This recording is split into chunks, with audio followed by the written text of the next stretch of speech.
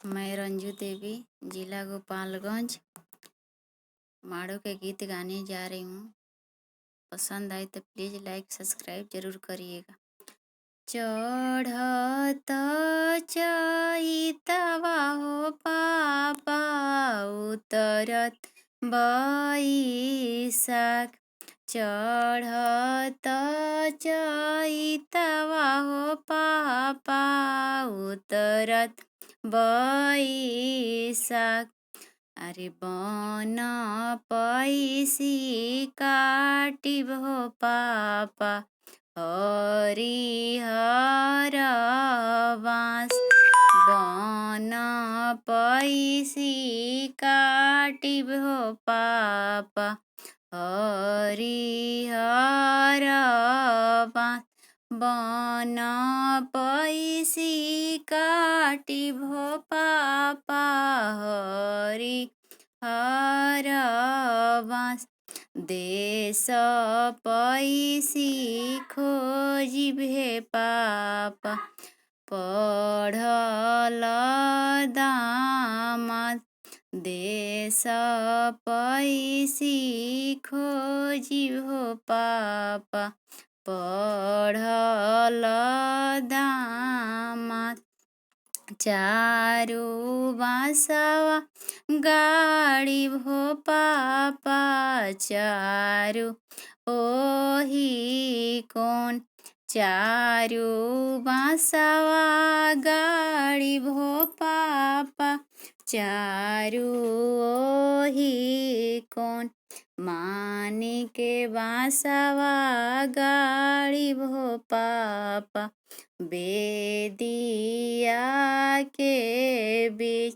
मानिक बाँसवा गाड़िब हो पापा, बेदिया के बीच।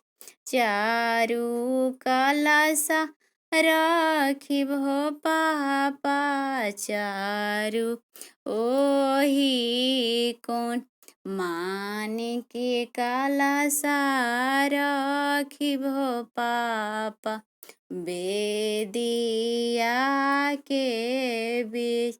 मानिक कलशा रखिब हो पापा, बेदिया के बीच।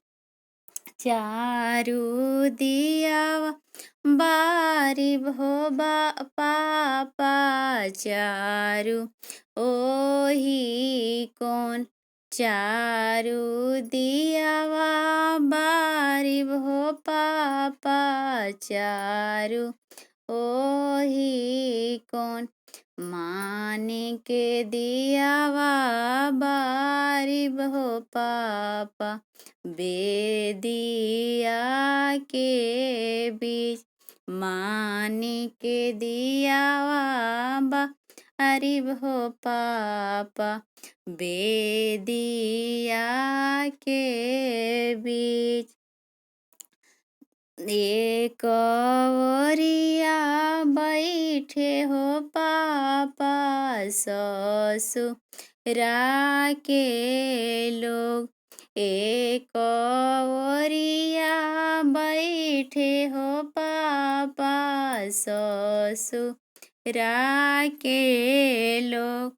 दूसरे ओरिया बैठे हो पापा, नैहर के लोग।